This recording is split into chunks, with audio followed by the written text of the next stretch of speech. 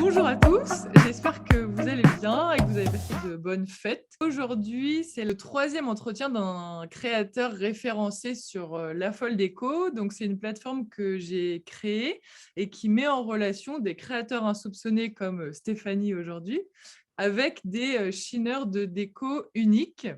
Et donc, tous les 3 du mois, je vous envoie une newsletter avec une bonne adresse déco, une marque responsable, un entretien créateur et les nouveautés à chiner sur la plateforme. Bonjour Stéphanie, comment vas-tu? Je peux te laisser. Bonjour Philippine, je vais très bien, merci. Merci de m'accueillir sur cette vidéo. Donc moi, je m'appelle Stéphanie Bourgois-Descamps, c'est mon nom de jeune fille Descamps que je reprends pour mon travail de céramiste. Donc je fais de la céramique depuis 5 ans dans un atelier, j'ai fait dans un atelier qui s'appelle l'atelier de Christophe de Mons à Aix, où j'ai appris. Et puis, il se trouve qu'il y a 1 an, j'ai arrêté de travailler. Je me suis aménagé un atelier chez moi et maintenant, je fais de la céramique quasiment à plein temps. J'ai toujours été assez bricoleuse. J'ai fait de la menuiserie, je fais de la peinture, je restaure des meubles. Je fais beaucoup de couture aussi. Mais bon, maintenant, là, je laisse un peu la place à la céramique, à la poterie, ma passion du moment. Super. J'ai un tour. Un tour. Je fais du tournage, donc je fais de l'estampage, je fais du moulage et je travaille sur de la faïence essentiellement. Donc c'est de la terre, de l'argile qui nécessite une cuisson à 1060, 1040 degrés. Et j'ai un four pour faire ça. Comment est-ce que tu trouves tes matériaux? La faïence, en fait, l'argile vient du Portugal ou d'Espagne. Et c'est de la terre assez facile à modeler, elle est assez multi-utilisation. Je peux faire de la vaisselle avec et des sculptures, pas mal de choses. Je travaille avec de l'émail. Tout ça, c'est des choses très naturelles, hein. Ça vient de la terre. L'émail, c'est de la silice, donc c'est du sable. C'est comme ça qu'on fait du verre. Donc c'est complètement alimentaire, c'est tout à fait, ça correspond tout à fait à des produits qui peuvent être utilisés en vaisselle. Je travaille avec des engobes qui sont sans plomb. Une engobe, c'est une peinture, c'est les couleurs qu'on met sur la terre crue. Et ensuite, on cuit une première fois, ça s'appelle biscuiter. Et ensuite, on émaille les objets. On les trempe, moi je les trempe ou je les passe à l'émail avec un pinceau. Et ensuite, on recuit une deuxième fois. D'accord. Et donc, température un peu l'émail, c'est plus ce qui donne le côté qui s'appelle brillant, brillant ou mat satiné. d'ailleurs. Ça peut être les deux. Oui, ou satiné ou mat. Moi, je travaille avec des émaux mat et brillants, donc je peux faire des mélanges. D'accord. Tu as un fournisseur qui est à côté de chez toi, à Aix-en-Provence, qui peut te vendre à la fois les outils, la terre, les émaux, etc. C'est ça ce que tu me racontes? Oui, c'est ça, tout à fait. Oui, oui. C'est pas très loin, c'est à Aubagne et j'essaye d'y aller le moins souvent possible. Et on se groupe avec aussi des copines céramistes pour faire les courses. C'est vrai que j'essaye de remplir toujours mon four à fond pour éviter les dépenses d'énergie. Parce qu'au final, c'est un four qui doit consommer quand même pas mal, mais bon, c'est un four électrique que tu allumes Oui. uniquement quand tu as des productions à faire cuire. On a beaucoup de restes quand on fait de l'estampage et du moulage. J'ai des bassines un peu partout dans mon atelier où je mets la terre molle, la terre dure et je la remets dans l'eau et je la refais sécher ensuite sur des plaques de plâtre parce que le plâtre a cette qualité d'absorber l'eau. Et ensuite, je recycle. En fait, je me resserre de tout. J'ai pas de perte du tout. On vous remet dans la description le lien de la page de référencement sur La Folle Déco. Comme ça, vous pouvez voir aussi chaque produit avec sa description complète, son histoire, comment est-ce que tu l'as créé, comment tu l'as imaginé, etc. Là, tu veux que je te montre quelques objets? Ce que j'ai derrière, c'est les petits vases. Là, j'ai un petit vase que j'aime beaucoup qui s'appelle Pénélope. Je m'en suis servie de cette ligne pour mon tampon que je mets au dos de mes poteries. C'est un petit vase avec des petites lignes. Ok. petites ailettes. Celui qui est sur la folle déco, il est plus grand, hein? Enfin, un Il tout est petit peu. ressemblant, mais c'est D'accord. son grand frère. Il est plus D'accord. grand, le OK. grand frère. C'est joli. Voilà, et j'ai décliné en fait cette forme. Ah, mais oui!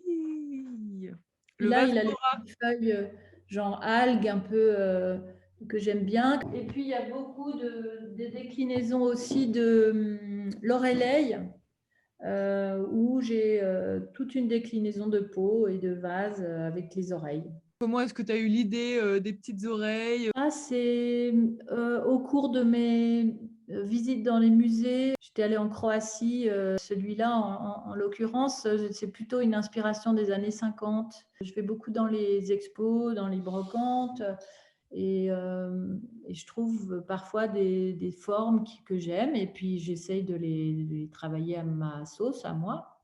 Ouais, bah, ça rend super bien et derrière, on voit le petit, Loreley. Il est Beau. il est grand quand même parce qu'il fait 25 centimètres à peu près de haut. OK. Et le grand frère, c'est celui qui est derrière la crèche.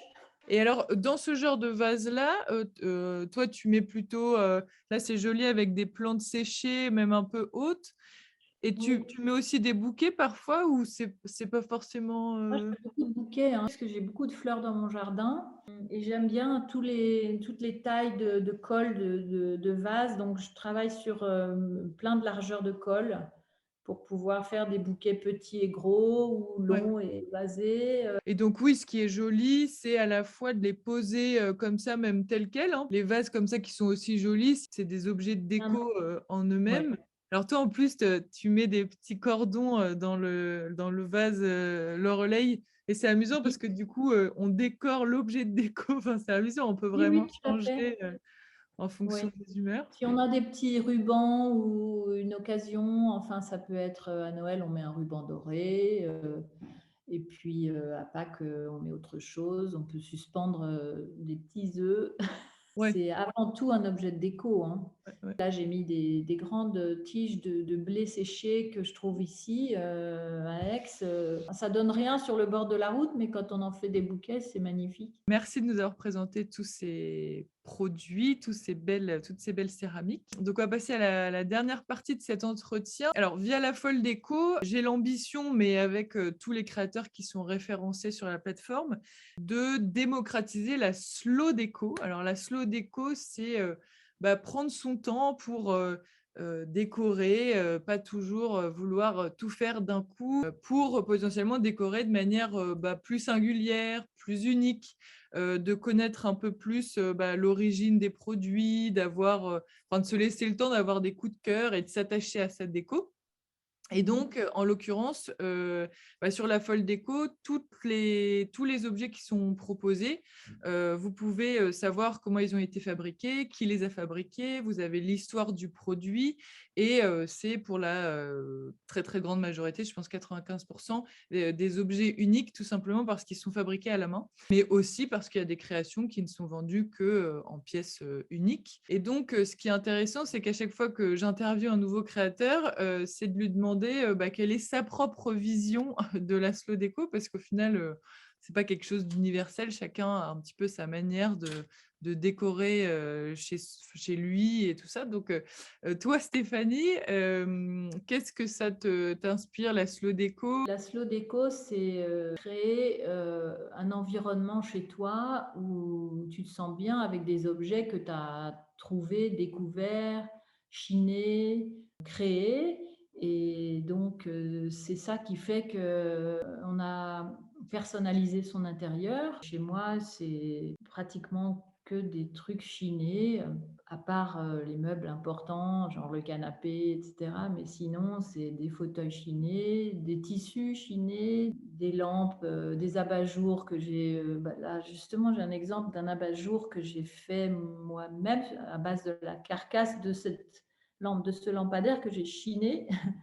Et Ok. l'abat-jour, je l'ai refait avec du tissu. Bon, là, c'est du Liberty. Un petit tabouret que je vais trouver avec un tissu marron qui ne m'intéresse pas et qui est sale, je vais complètement le déshabiller, le refaire et puis mettre un tissu que j'ai choisi. Et, en l'occurrence, c'est un tissu souvent que j'ai trouvé dans une brocante aux puces.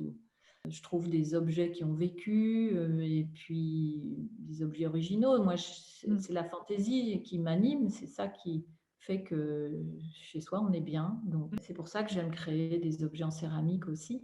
En plus, parce que du coup, ouais, tu complètes ce que tu t'as chiné avec des choses que tu fais aussi.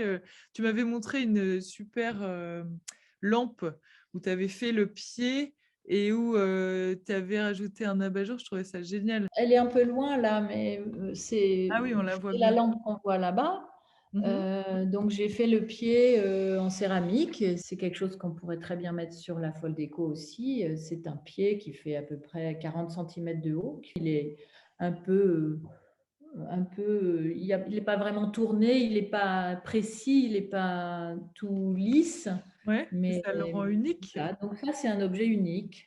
Et puis, j'ai mis un abat-jour de Leroy Merlin dessus et c'est super. Ouais, Enfin, moi, c'est je trouve. cool. Puis après, une fois que tu es dans ton canapé chez toi, tu te dis, alors ça, je l'ai trouvé là, ça, je l'ai trouvé là. Et au final, tu as pris du temps, mais c'est quelque Mm. chose qui te plaît et que tu as créé ouais, au fur et à mesure du temps. Bah, merci beaucoup pour cet entretien, de nous avoir parlé de toi, de ta vision de la Sodeco, de tes produits, etc. Et d'avoir rejoint l'aventure aussi, la Folle Déco, parce que ça fait déjà quelques mois. Et c'est grâce à toi et à tous les créateurs qui sont sur le site que je peux le développer. Donc, merci. Et alors, du coup, on a une petite annonce à faire. L'année dernière, en 2021, l'une des réussites de la Folle Déco, ça a été la première campagne de précommande avec Tipeee Atelier, le souffleur de verre à Toulouse. Et donc, c'est réellement quelque chose que j'ai envie de refaire, pourquoi pas avec aussi d'autres créateurs. La précommande, ça correspond bien au concept parce que ça permet à la fois de s'adapter aux capacités de production de chaque créateur et à la fois ça permet de ne pas surproduire et de proposer des séries limitées en exclusivité. Donc, voilà, tout ce côté unique. Et donc, je vais bientôt venir te voir à Aix-en-Provence et on va du coup voir un petit peu ensemble pour proposer un objet en série limitée. On sollicitera d'ailleurs les internautes de la Folle Déco et nos entourages pour savoir justement quel objet on va proposer, quelle couleur, etc., pour aussi impliquer tout le monde dans cette réalisation. Ok, avec plaisir. Ce sera super de venir me voir et de découvrir mon atelier et tout ça. Oui, parce que ça fait un moment que tu m'en parles, alors je vais être contente de le voir. Ouais. Bon, génial. Merci encore Stéphanie, et puis à bientôt Mais je t'en pour prie, une merci prochaine rencontre. Philippine. À bientôt. Au À revoir. bientôt.